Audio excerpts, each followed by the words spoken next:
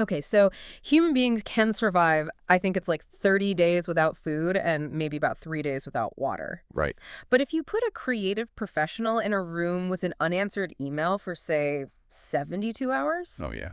their entire identity just completely collapses.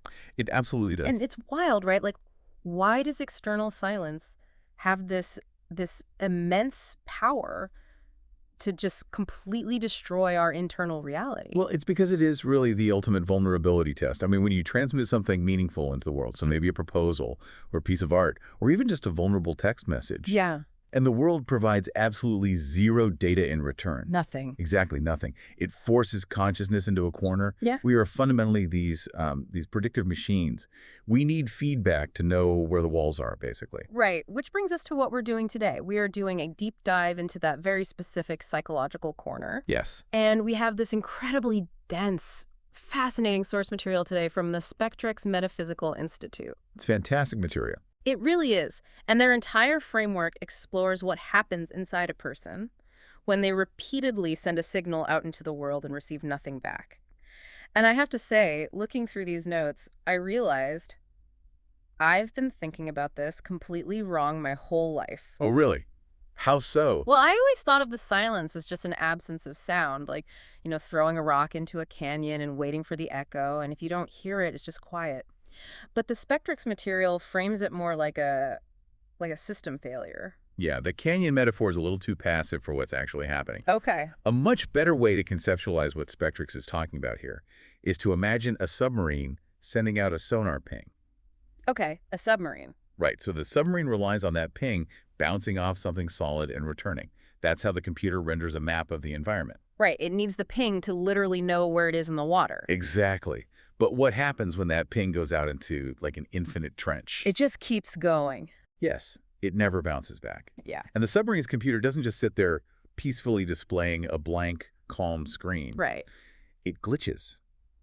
The software is designed to process returns, so in the absence of real data, the system panics. It actually starts rendering ghost ships. Wow. It hallucinates obstacles that aren't there simply to resolve the tension of the empty space. That is exactly what happens in my brain at 2 in the morning. I think everyone can relate to that. Which brings us to a major concept in the Spectrix framework, which is the ether. Yes, the ether. And let's lay down a strict guardrail right now, actually, because when people hear the phrase Metaphysical Institute and then we talk about the ether, I feel like people immediately jump to, crystals and cosmic manifestation and that whole thing. Right, and we are entirely leaving the woo-woo at the door for this one. Totally. Spectrix uses the ether purely as a functional metaphor. It's just a term. Yeah. It represents the unseen interval between your action and the observable outcome. So it's just the space between doing the thing and seeing what happens. Exactly. It is simply the boundary line of your immediate perception. Yeah. That's it.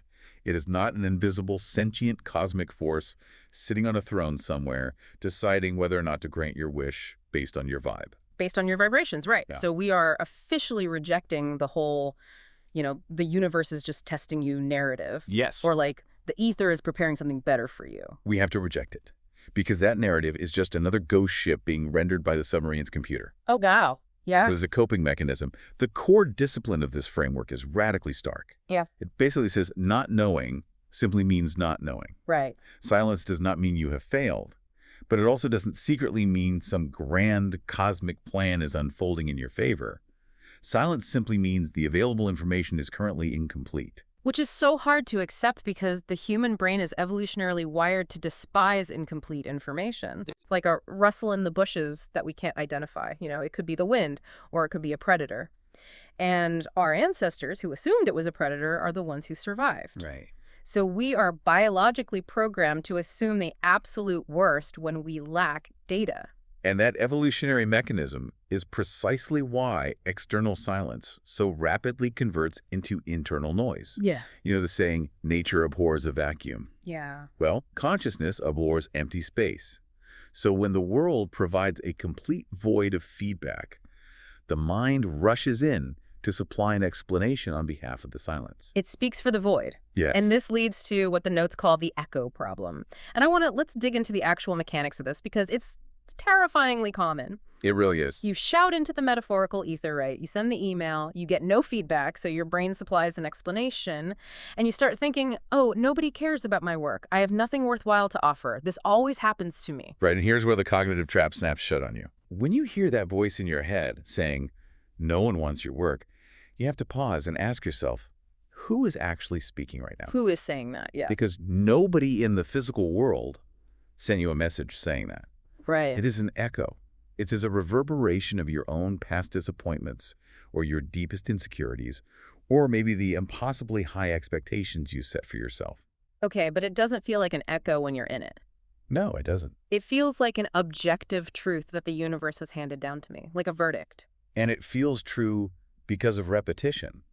When you replay that negative assumption enough times in the void, it gains familiarity. Ah. And human psychology has this very dangerous flaw where we frequently allow familiarity to masquerade as authority. Wow. Familiarity masquerading as authority. Just because a thought is a frequent visitor in your head does not mean it holds any objective truth. That is such a massive distinction to make. An echo is not a signal just because it's loud. I want to ground this in a real scenario, actually, because reading this section of the Spectrix notes felt honestly like reading my own diary. Oh, really? Yeah. A couple of years ago, I pitched this massive multi-part audio documentary to a network. Okay. And I spent months on the deck. I mean, months. I sent it to the executive I had been talking to and just crickets. Nothing. Nothing. And I was checking my inbox maybe 40 times a day. Oh, yeah, we've all been there. By day 4, I was super annoyed. And then by day 7, I was utterly convinced the network hated me. Yep. That the pitch was amateur garbage, and that I was a terrible host who had burned a major bridge. Just totally spiraled. So what eventually happened? Oh, the executive was on paternity leave. Oh, my God. Yeah. He hadn't even opened the email. Wow. But my internal reality for those 7 days was just a completely fabricated nightmare. Right. Which perfectly brings us to the most critical skill that Spectrix outlines, which is separating observation from interpretation. And this is huge. Most people are familiar with the basic cognitive behavioral therapy approach here, CBT. Right. Catch the distorted thought, challenge it. Exactly. Yeah. But the Spectrix framework pushes this further into a sort of metaphysical discipline. And it's not just about managing your mood, it's about maintaining the integrity of your engagement with reality. Maintaining integrity with reality. I like that. So in your scenario with the pitch, what was the pure observation? Well, the pure observation was just a data point. It was literally just 7 days have passed, and there is no reply from this specific email address. Right, that is the factual event. Right. But your interpretation, the ghost ship your mind rendered on the sonar screen. Oh, right. That was an elaborate narrative of personal failure, professional ruin, social rejection. And the interpretation felt incredibly, physically real. Yes. My heart rate was up. I couldn't sleep. The emotional amplification was just deafening. And that's why we have to ruthlessly strip away that emotional amplification. Feeling true and being factually established by evidence are two entirely different states of existence. Right. And if we don't catch that interpretation, it doesn't just ruin our week. It fundamentally alters our future behavior. Which is what Spectrix defines as signal fading. Exactly. Signal fading. Let's unpack the mechanics of this, because I think this is where the framework gets really interesting. It's not just that I am sad about the silence, it is that the silence literally degrades the equipment I use to broadcast to the world. Yes. Think about the transmission you send out when you are full of enthusiasm and clarity. Good, yeah. Your pitch is sharp, your energy is engaging, your follow-up is confident. Now, think about what happens after you've endured weeks of silence. Right. And your mind has completely convinced you that you are fundamentally unwanted. Well, you still go through the motions because, you have to pay rent. Sure. So you're still applying, you're still pitching, but the transmission is completely different. So. Well, the enthusiasm downgrades into this highly guarded expectation. Curiosity turns into apprehension. Yes. You start writing emails that implicitly apologize for existing. The internal state dictates the external action. Yeah. Your internal doubt makes your communication hesitant, generic, defensive, or just overly cautious. You are putting up shields in your pitches to protect yourself from the next silent rejection. It's like those emails that say, Just bubbling this to the top of your inbox, totally fine if you're too busy, no worries at all if this is a bad fit. Exactly. It's just weeks of defeat before they even read the second sentence. And this creates a devastating feedback loop in reality. Right. Because you send out a degraded, hesitant signal. The receiver on the other end, so the client or the hiring manager, Yeah. they subconsciously pick up on that defensive generic energy, and they are genuinely less likely to respond to it. Oh, man. So they remain silent. And their silence appears to practically validate your original negative interpretation. So you sit back and say, see, I knew nobody wanted my work. Exactly. Okay, I have to throw a flag on the play right here, though. Okay, go ahead. Because when we start talking about, your internal state dictating your external reality, we are tiptoeing dangerously close to toxic manifestation culture. Oh, I see what you mean. Like the whole victim-blaming ideology where, if you didn't get the job, it's because you had a low vibration and you attracted failure. Right. How does Spectrix avoid that trap? It's a really important question. The distinction here is mechanistic versus magical thinking. Mechanistic versus magical. Yes. Toxic manifestation claims a mystical, invisible causation. It basically says that your thoughts magically rearrange the atoms of the universe to bring you failure. Right, which is awful. Spectrix explicitly rejects that. They are describing observable behavioral mechanics. Okay. If you believe your work is worthless, you will physically write a worse email. Yeah. A worse email yields a physically lower response rate.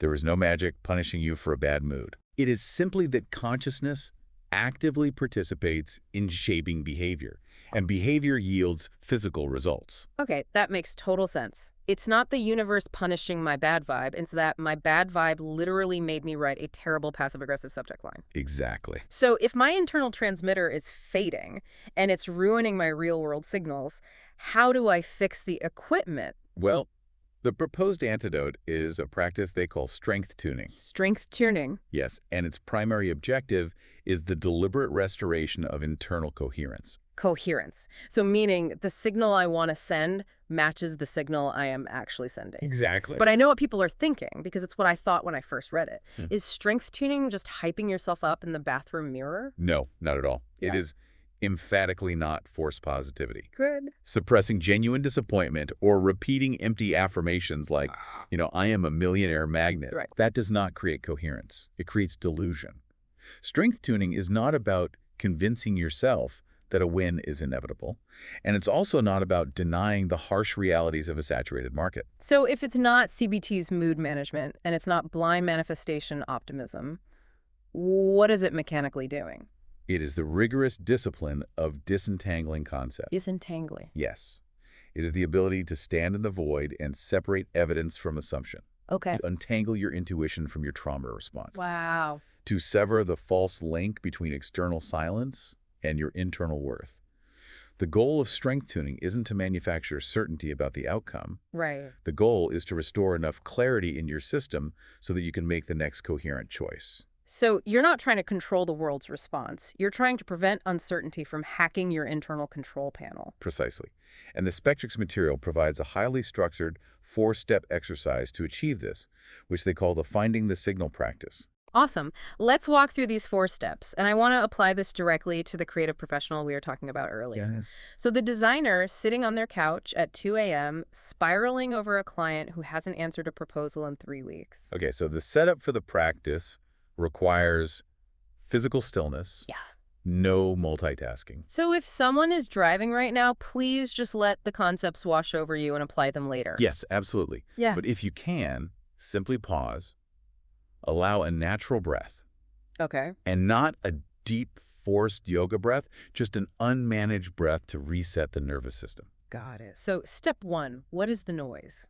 In this step, you dump all the data on the table. You identify the fears, the wild predictions, the imagined judgments of others. Everything. Everything. What are the echoes bouncing around the submarine? Okay, so for our designer, the noise is they think my pricing is an absolute joke. They showed my portfolio to their team and they all laughed. I'm going to have to close my business and move into my parents' basement. Right. And the critical mechanic here is observation without combat. Without combat. Yes. You do not fight the noise. You don't try to instantly reframe it into a positive. Like saying, no, I'm not moving into the basement. I'm great. Right. You don't do that. You just name it. You say, this is a fear of public humiliation. Or This is an echo of my last business failure. Oh, I see. The moment you name it as noise, you revoke its authority as fact. You demote it from a prophecy to just a passing thought. Exactly. Okay, step 2. What actually happened? Now you take a scalpel to everything you just dumped on the table in step 1. Okay. You strip away every single interpretation, every emotion, every prediction, until you hit bedrock fact. Pure fact. So we delete the basement, we delete the laughing team, we delete the pricing insecurity. Yes. So the bedrock fact is literally just, it has been 21 days and there is no new email in my inbox. That is it. It is the only piece of verified data you possess. Yeah. Everything else was a ghost ship. Wow, that really puts it in perspective. Now that you have isolated the raw data, you move to step 3. Okay, which is, what is the signal? And I have to say, I found this step the most challenging to grasp in the reading. Why is that?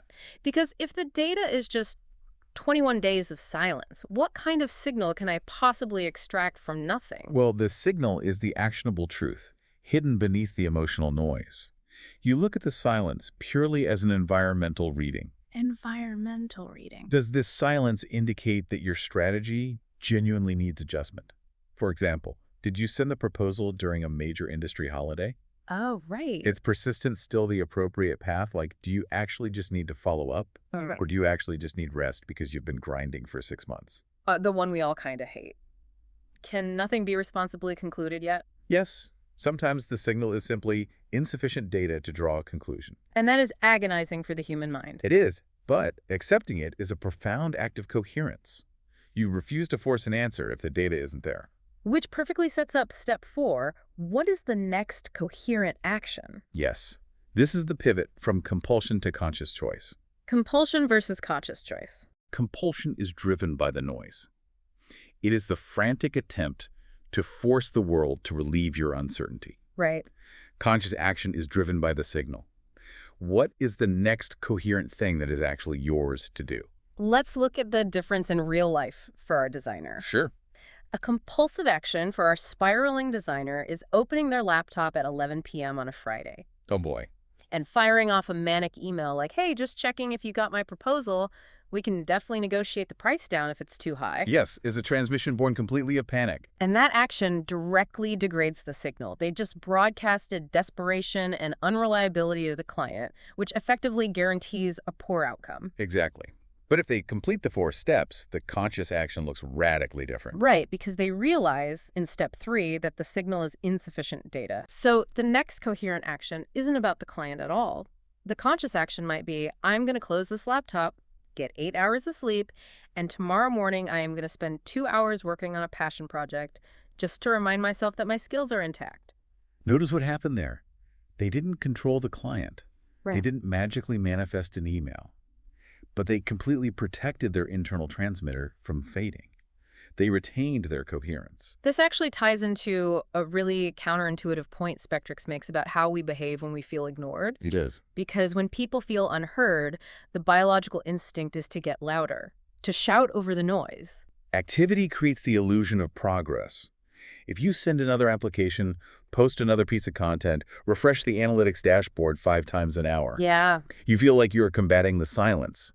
But movement is not the same as momentum. Movement is not momentum. The notes phrase it beautifully, actually. Constant transmission makes it impossible to hear your own signal. It's so true. If the radio is always broadcasting, it cannot receive. We live in an algorithmic economy that terrifies creators and professionals into believing that if they stop transmitting for even a moment, they will cease to exist. It's exhausting. But sometimes the transmitter itself is overheating. Rest is not signal loss. That was the line in the source material that really stopped me in my tracks. We view rest as a dangerous concession to the silence. But rest is an act of maintenance. Distance exposes patterns. Right. When you stop frantically broadcasting, the dust settles, and you can actually observe the mechanics of your own behavior. You might realize that you've been shouting into the wrong canyon for 3 years. Wow. It's the difference between taking a break to restore your equipment versus avoiding the work because you're terrified of another rejection. Exactly. One is maintenance, the other is fear. But I want to pivot to the deepest layer of this if we can, Let's do it. which is the psychological toll on our identity. Because it's so easy to sit here in this deep dive and say, just separate the noise from the fact. Do the 4 steps. Right. On paper, it sounds easy. But when the numbers go up, when the sales hit, when the likes roll in, when the clients say yes, we feel fundamentally legitimate. We Yes. feel like we have a right to exist. And when the silence comes, it doesn't just feel like a bad quarter, it feels like an existential verdict. That is the ultimate danger of the ether. And this requires the most difficult conceptual disentanglement in the entire Spectrix framework. Okay, what is it? You must separate the integrity of the signal from the behavior of the receiver. The signal from the receiver. They are two entirely distinct phenomena. Walk me through the mechanics of that separation. Okay, imagine you build a state-of-the-art radio transmitter Okay, and you broadcast a crystal clear symphony. It's beautiful. got it. But the person on the other end is standing in a concrete bunker with a broken antenna. Okay. They hear nothing but static. Does their inability to hear the music mean the symphony was written poorly? Of course not. It just means the environment failed the transmission. Exactly. Think of the variables completely outside of your control in the professional world. There are so many. Your signal, your work, your pitch might be brilliant, but the receiver might be overwhelmed. Or on paternity leave, like my guy. Exactly. The channel you used, like an algorithm or a saturated inbox, might distort or suppress it. Right. The macroeconomic timing could be entirely off. The environment might be too noisy. None of these external mechanical failures provide a complete definition of you as the sender. So if a proposal gets ignored because the client's budget was secretly slashed the day before, Right. that external failure shouldn't be imported into my internal identity as I am a failure. Feedback should inform you, never define you. Wow. Inform, not define. If you send out 100 proposals and get 0 responses, yes, the signal informs you that the proposal needs mechanical adjustment. Something is wrong with the approach, sure. But it does not mean your inherent capacity to create is broken. You adjust the dial, you don't smash the radio. I love that. You adjust the dial, you don't smash the radio. But this feels like half of a massive equation, because we've spent this entire time talking about the internal mechanics. Yes, how to protect the sender. Right. But the source material notes that there are actual structural reasons out there in the world why signals get lost, regardless of how coherent the sender is. Yes, the Spectrix framework focuses on internal consciousness. But if listeners want to understand the external physics of this, Like the market factors. exactly, the market saturation, the algorithmic barriers, the actual business mechanics of why things go unheard. Right. There is a highly recommended companion piece. It's a deep dive from Waver entitled Shouting into the Ether, Barriers and Boosters to Signal Clarity. Okay, and that's perfect. It's the perfect external mirror to the internal work we're discussing today. It really is. And speaking of Waverin, there is also a musical companion piece mentioned in the notes. Waverin has a track called Find the Signal, which translates this entire psychological journey from the panic of the noise to the focus of attention to the clarity of discernment into an audio experience. And music is often a much more efficient vehicle for these concepts than language. Really? Yes, precisely because it bypasses the analytical mind and speaks directly to the internal state. Well, we've linked that in the description for anyone who wants to process these concepts through art rather than just analysis. Highly recommend checking it out. So as we try to synthesize everything we've unpacked today, I keep coming back to the harsh reality you laid out at the beginning. Okay. We can do the 4 steps. We can maintain our coherence. We can rest our equipment. Right. But we still cannot control the outcome. There will still be agonizing periods where we transmit our absolute best into the world and receive absolutely nothing back. That is the unalterable nature of the ether.